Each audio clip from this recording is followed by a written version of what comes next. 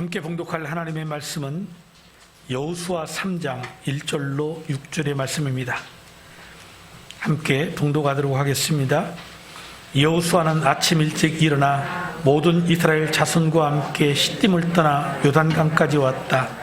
그들은 강을 건너기 전에 그곳에 진을 쳤다.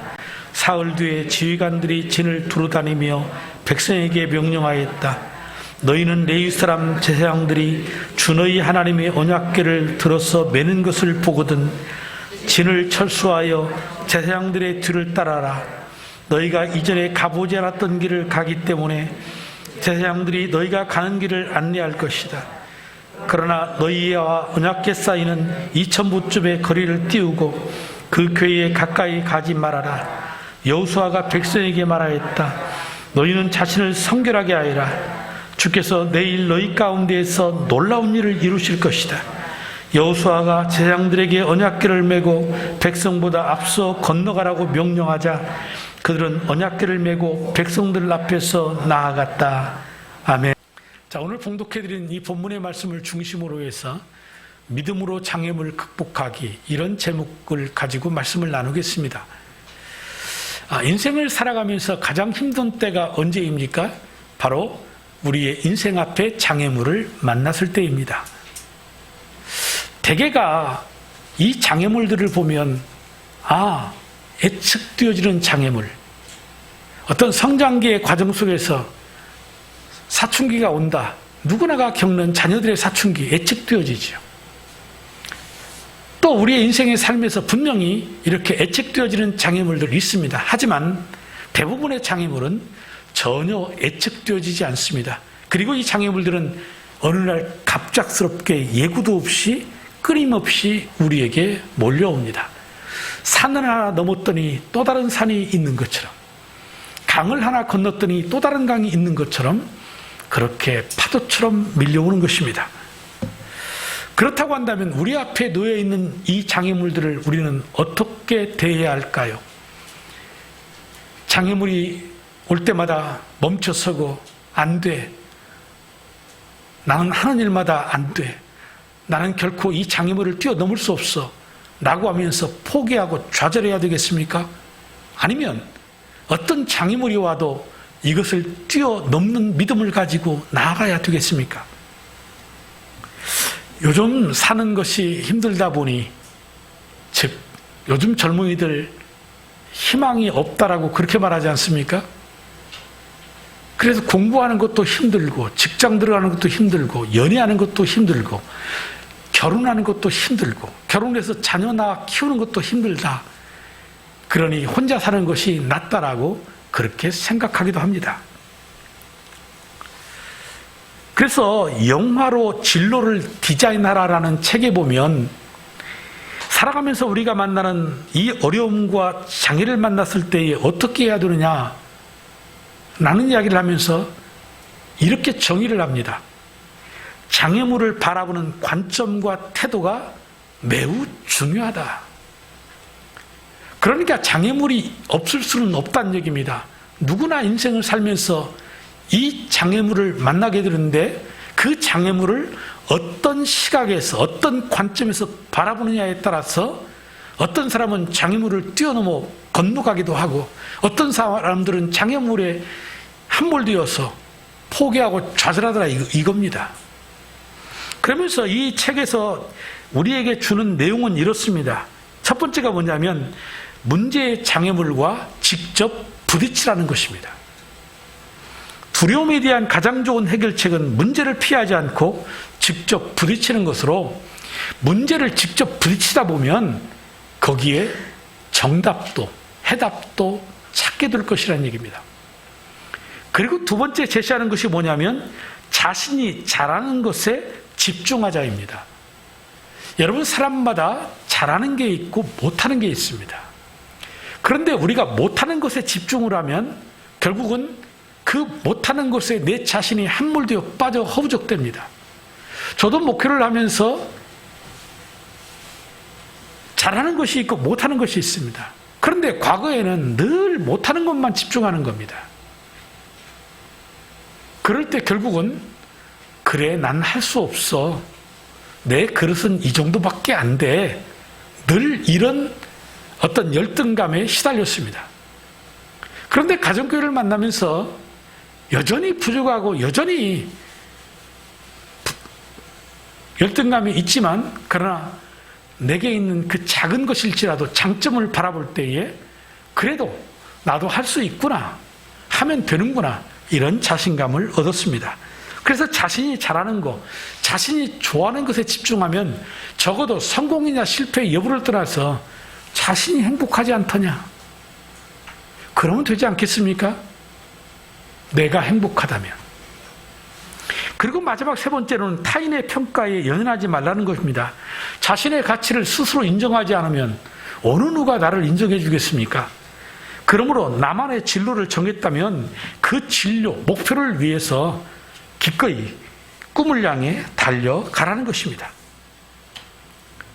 사랑하는 성도 여러분, 말씀드린 것처럼 인생의 장애물을 만나는 건 당연한 겁니다.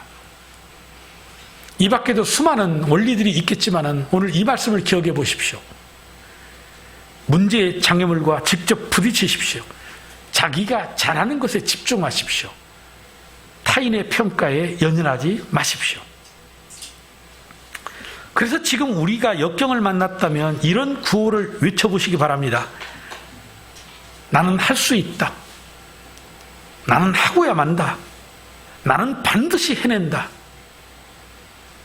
여러분들이 외친 이 구호처럼 여러분들은 여러분들의 인생의 모든 장애물들을 뛰어넘어 분명히 승리할 줄로 믿습니다.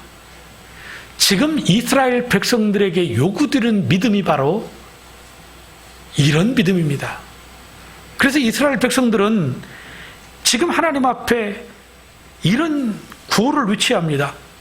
나는 약속의 땅에 들어갈 수 있다. 나는 요단강을 건널 수 있다. 나는 저 여리고성을 무너뜨릴 수 있다. 이 믿음이 필요하다는 겁니다. 지금 이스라엘 백성들 애굽에 나와 홍해를 건너 광야 40년 살았습니다. 이제 광야 생활 청산하고 이제 눈앞에 있는 하나님의 약속의 땅 가나안 땅을 목전에 두고 있습니다.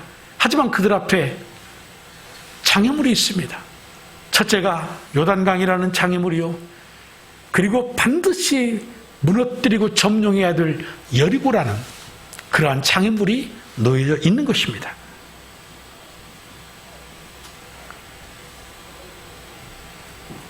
이 장애물 앞에 이스라엘 백성들은 어떻게 해야 할까요? 그냥 그 자리에서 그 요단강 그 목전에서 거기에서 자리를 잡고 거기에서 안주하며 적당히 살아야 될까요? 아닙니다. 하나님의 약속은 반드시 성취되어야 합니다. 그리고 하나님은 반드시 그 약속을 성취하시는 하나님이십니다. 누구를 통해서입니까? 믿음의 사람들을 통해서. 그래서 우리는 오늘 이 본문의 말씀 통해서 이 요단강이라는 장애물을 어떻게 이스라엘 백성이 뛰어넘었으며 오늘 우리의 삶의 장애물을 어떻게 극복해 나가야 될 것인가에 대해서 세 가지로 생각해 보겠습니다. 첫 번째가 철저한 준비입니다. 준비하라는 것입니다. 2절의 말씀 보십시오. 나의 종 모세가 죽었으니, 1장 2절입니다. 나의 종 모세가 죽었으니 이제 너는 이스라엘 자손 곧 모든 백성과 함께 일어나 요단강을 건너서 내가 그들에게 주는 땅으로 가거라. 이게 하나님이 여호수아에게 주신 말씀이지요. 이 말씀을 받은 여호수아가 백성의 관리들에게 이제는 백성들에 나가서 이 말을 외치라고 합니다. 그러니까 그들이 여호수아 1장 11절에 보면 뭐라고 외칩니까? 진을 두루다니며 백성들에게 알려라. 양식을 예비하고 지금부터 사흘 안에 우리가 이 요단강을 건너 주 우리 하나님이 우리에게 주셔서 우리가 소유하게 될 땅으로 들어가 그 땅을 차지할 것이라고 말하여라. 여기 양식을 예비하고 라는 말씀은 개역개정에 보면 이렇게 표현되어 있습니다. 진중에 두루다니며 그 백성에게 명하여 이르기를 양식을 준비하라. 준비하라는 것입니다. 어디 이뿐입니까? 2장 24절에 보면 여호수아가 정탐꾼들을 파송하지 않습니까? 그런데 그들이 돌아와서 뭐라고 보고를 합니까? 그들이 여호수아에게 말하였다. 주께서 그 땅을 모든 우리 손에 넘겨주셨으므로 그 땅의 모든 주민이 우리를 무서워하고 있습니다.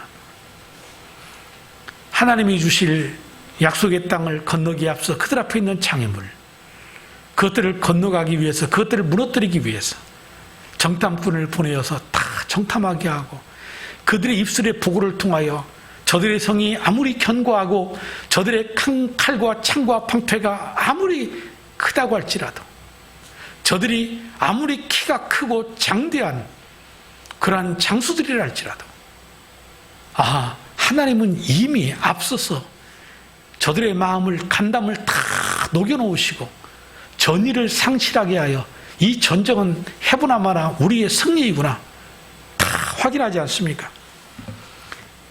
또한 여호수아는 아침 일찍부터 부지런히 준비했다고 그랬습니다. 3장 1절에 여호수아는 아침 일찍 일어나 모든 이스라엘 자손과 함께 시딤을 떠나 요단강까지 왔다. 그들은 강을 건너기 전에 그곳에 진을 쳤다.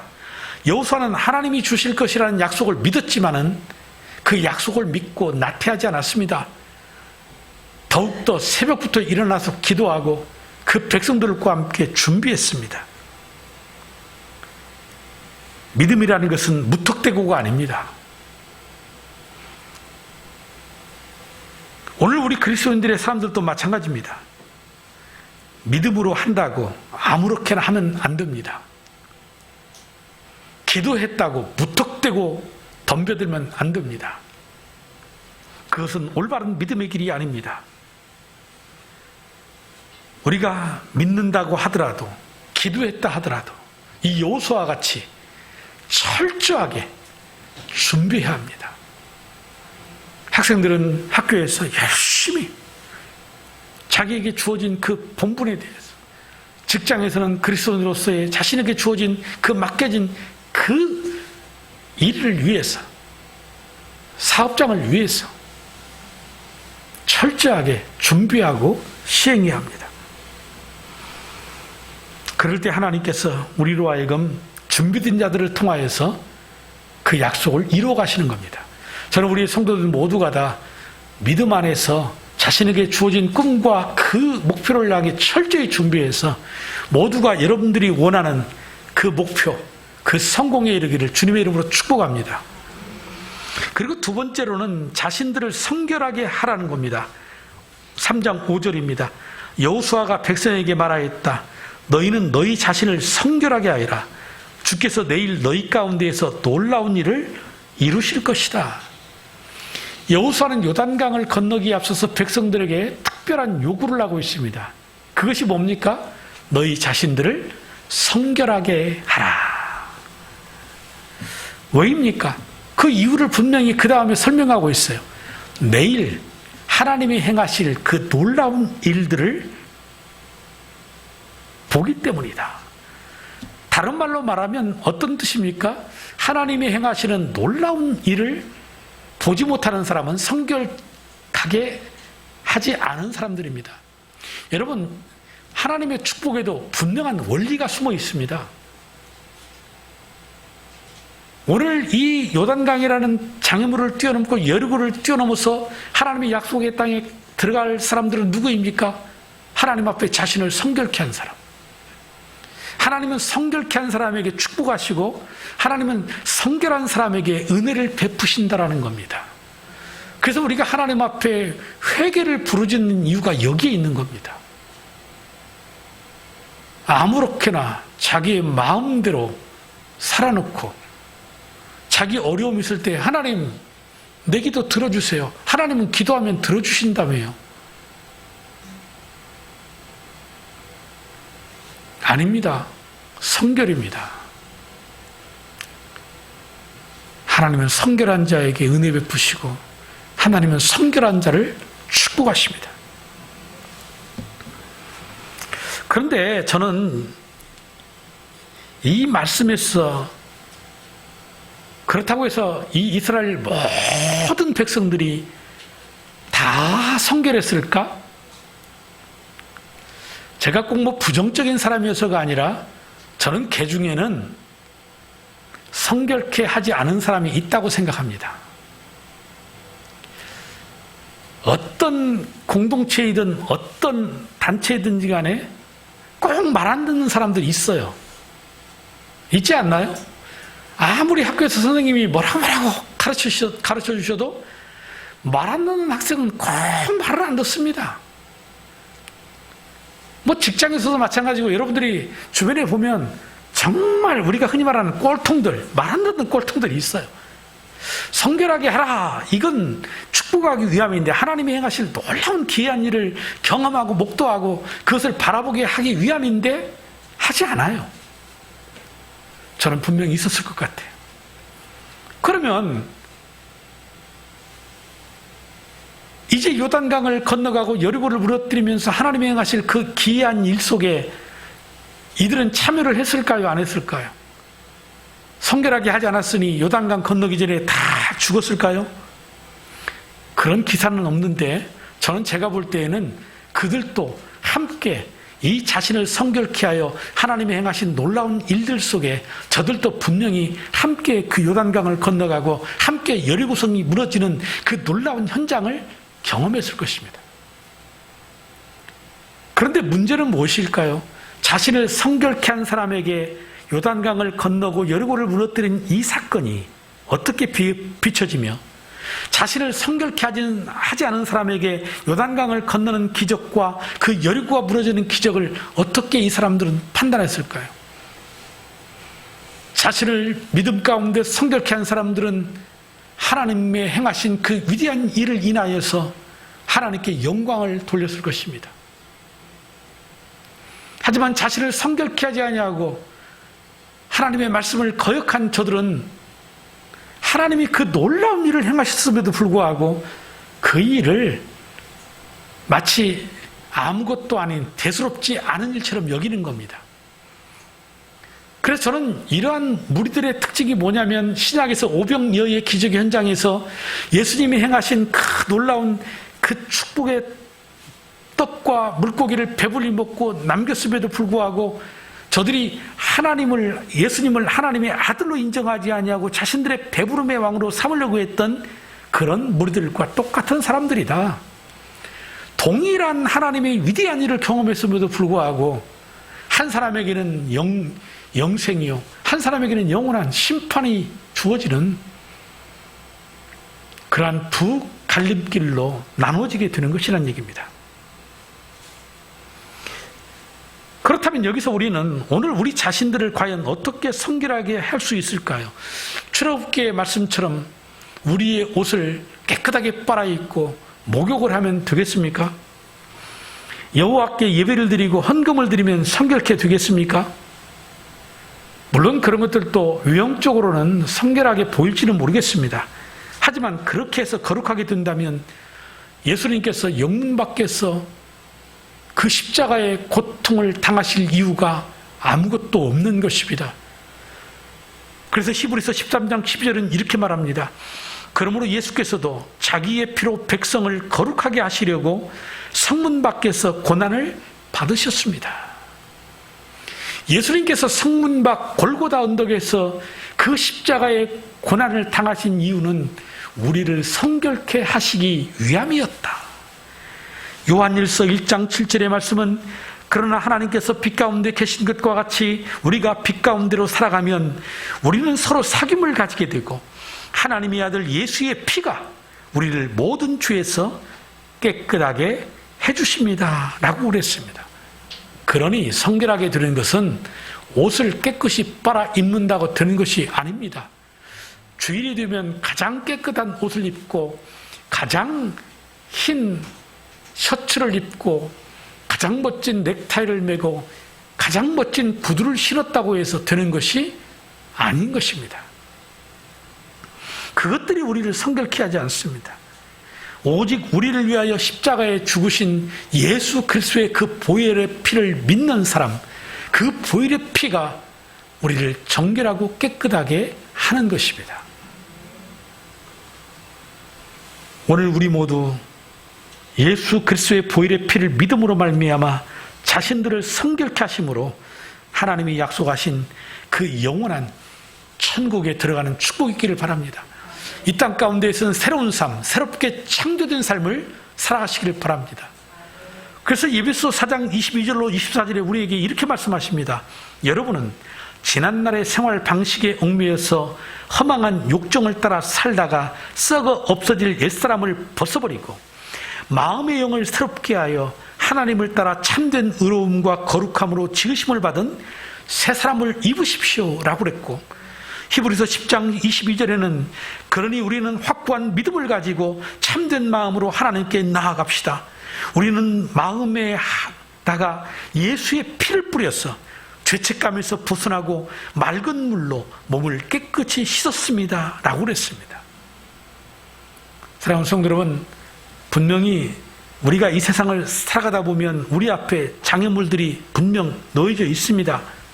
하지만 오늘 이 말씀처럼 그리스도 예수의 피로 우리를 맑고 정결하게 깨끗하게 씻으시기를 바랍니다. 이 씻음을 받은 자가 장애물을 뛰어넘어 요단강과 여리고를 성을 넘어서 가나안 땅에 들어간 것처럼 천국에 들어가는 그러한 축복이 있는 줄로 믿습니다. 그리고 마지막 세 번째로는 믿음으로 건너가야 합니다. 맨 먼저 여호수아가 이 제사장들에게 3장 6절에 여호수아가 제사장들에게 언약궤를 메고 백성보다 앞서 건너가라고 명령하자 그들은 언약궤를 메고 백성들 앞에서 나아갔다라고 그랬지요. 그리고 백성들과의 거리는 약 2000보 정도의 거리를 두고라고 그랬습니다. 그래서 제사장들이 언약궤를 메고 백성들보다 앞서서 요단강을 향하여 나아가는 겁니다. 이어서 요단강 앞에 다다를 때에 여호수아 3장 8절에 여호수아는 하나님이 그들에게 말씀하신 대로 이렇게 말합니다. 이제 너는 언약궤를 맨 제사장들에게 요단강의 물가에 이르거든 요단강에 들어가서 서 있으라고 하여라 라고 말을 합니다. 그래서 이 말을 들은 제사장들이 먼저 법궤를 메고 먼저 나아가고 백성들이 그 뒤를 따라가다가 이 제사장들이 요단강 앞에 멈춰 서 있을 때 이제는 법궤를 메고 들어가라 그렇게 말하는 겁니다. 사실 요단강의 폭은 그리 넓지 않습니다. 물론 2000년 전의 상황과 지금의 요단강의 상황은 사실은 비교할 수는 없을 것 같아요. 그런데 제가 가서 봤을 때에는 넓은 곳이 고작 해야 70m 정도밖에 되지 않습니다. 그런데 이때가 어느 때냐? 장마철이란 말입니다. 물이 차고 넘칠 때입니다. 하필이면 그때입니다. 수영을 잘하는 사람이라도 건너가기 힘든 그런 때입니다. 그런데 그 무거운 법궤를 메고 제사장들로 하여금 요단강에 들어서라 말씀입니다. 그러자 저들이 법궤를 메고 요단강에 들어갔더니 이 흐르던 요단강물이 마치 홍해가 갈라지는 것처럼 좌우로 물벽이 생기면서 그 강바닥이 마른 땅과 같이 되는 겁니다. 그리고 백성들이 그 요단강을 다 건너고 제사장들이 법궤를 메고서 요단강을 건너자마자 그 물이 다시 마치 홍해가 다시 합쳐지는 것처럼 요단강이 언제 그런 일이 있었는가 라는 것처럼 흐르게 되더라는 것입니다. 제2의 홍해의 기적입니다. 40년 전 홍해의 벽이 만들어졌던 것처럼 요단강이 그대로 멈춰 섰습니다. 이것이 이스라엘 백성들 앞에서 행하시는 하나님의 역사인 줄로 믿습니다. 출애굽 1세들에게 홍해의 기적을 보여주신 하나님, 이제 출애굽 2세대들에게 요단강을 갈라주시는 새로운 기적을 보여주십니다. 왜일까요? 하나님은 홍해를 갈라주시고 광야 40년 동안 이스라엘 백성들에게 무엇을 끊임없이 강조합니까? 하나님 잊지 말아라. 너희들이 어떻게 홍해를 건넜으며 광야에서 어떻게 먹고 살고 어떻게 너희들이 인도함을 받았는지 기억해라. 그렇다면 이 요단강을 통하여 이 광야의 2세대들에게 하나님이 이 요단강의 기적을 통하여 주시는 말씀도 동일한 겁니다. 그래서 저는 제 인생의 삶에서 이 요단강과 같이 여리고성과 같은 그 환란의 때가 제 앞에 주어졌을 때 정말 두려웠습니다. 이제는 끝이구나. 내가 과연 다시금 일어설 수 있을까?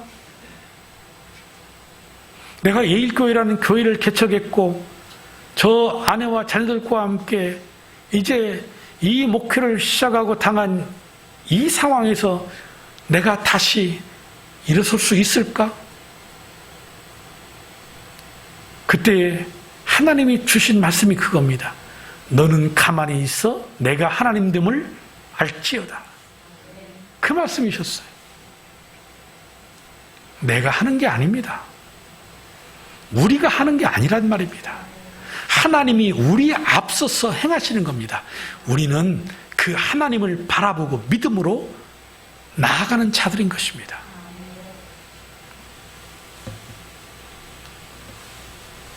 이제는 우리들 차례입니다. 출애굽 1세와 출애굽 2세대에게 행하셨던 그 하나님, 홍해를 가르시고 요단강을 가르셨던 그 하나님이 오늘 우리의 삶 속에서도 여전히 일하고 우리 앞서서 행하시고 계신다라는 겁니다. 따라서 우리의 믿음의 역사가 비록 우리 앞에 어떤 장애물이 있다 하더라도 여기에서 멈춰서면 안 됩니다. 중단되어서는 안 됩니다. 믿음으로 나아갈 때 하나님이 그 장애물을 통하여 오히려 하나님의 살아계심을 우리에게 나타나 보여주실 것입니다. 우리는 그 하나님의 이름을 찬양하면서 모든 것이 은혜다. 하나님의 은혜라고 하나님 앞에 영광을 돌릴 때 그게 바로 하나님과 함께하는 하나님의 나라인 줄로 믿습니다. 그래서 하나님의 말씀에 근거해서 믿고 순종할 때 어떤 축복을 주신다고 그랬습니까? 9절로 13절에 자세하게 설명을 하고 있습니다. 여호수아가 이스라엘 자손에게 말하였다. 이곳으로 와서 주 너희 하나님의 말씀을 들어라.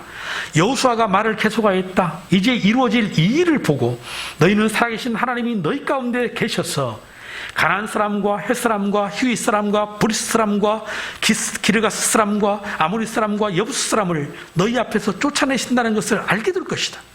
온 땅의 주권자이신 주의 언약궤가 너희 앞에서 요단강을 건널 것이다. 이제 이스라엘 각 지파마다 한 사람씩 모두 12사람을 뽑아라.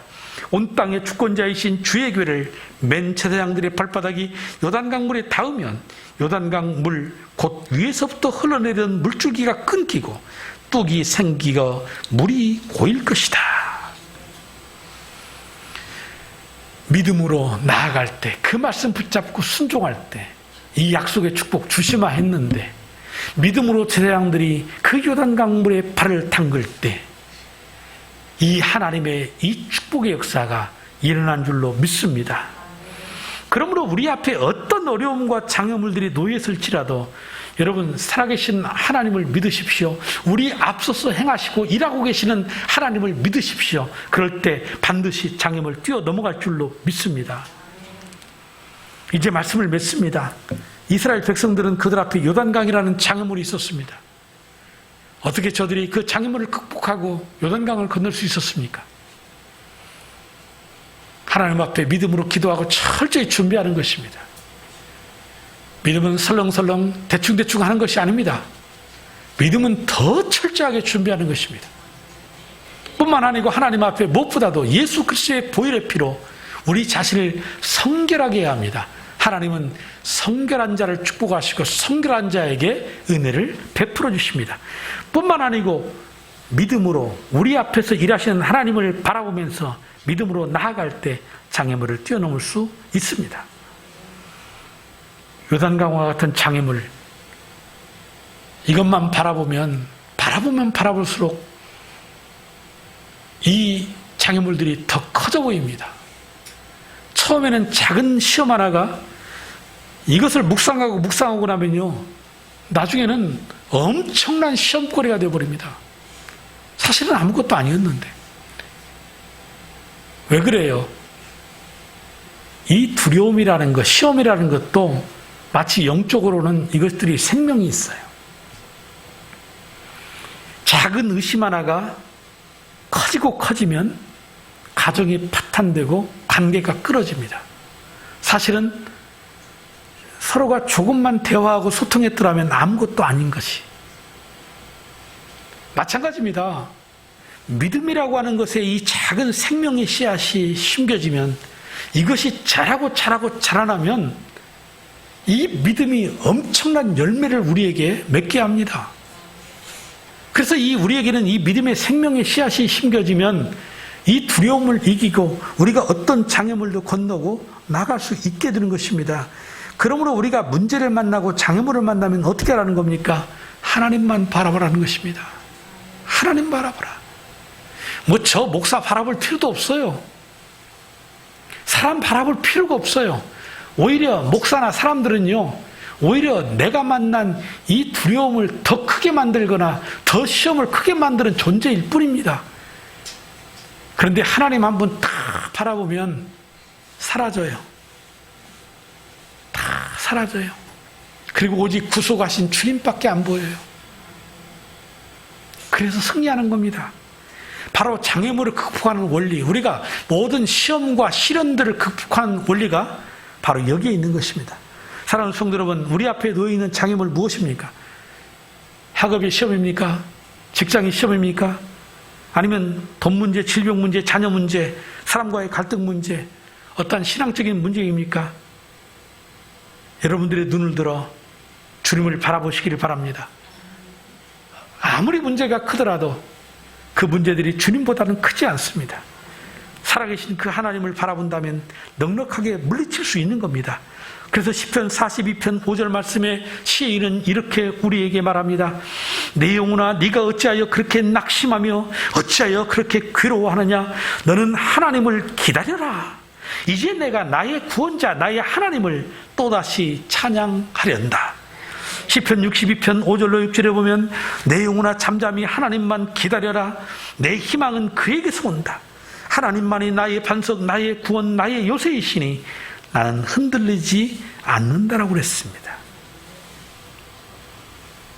그러므로 오늘 이 말씀처럼 우리 앞에 있는 장애물 더 이상 두려워하지 말고 믿음으로 준비하고 자신을 성결케 하고 믿음의 말씀에 순종해서 모두 이 장애물들을 뛰어넘는 그러한 축복의 은혜가 있기를 주님의 이름으로 축복합니다.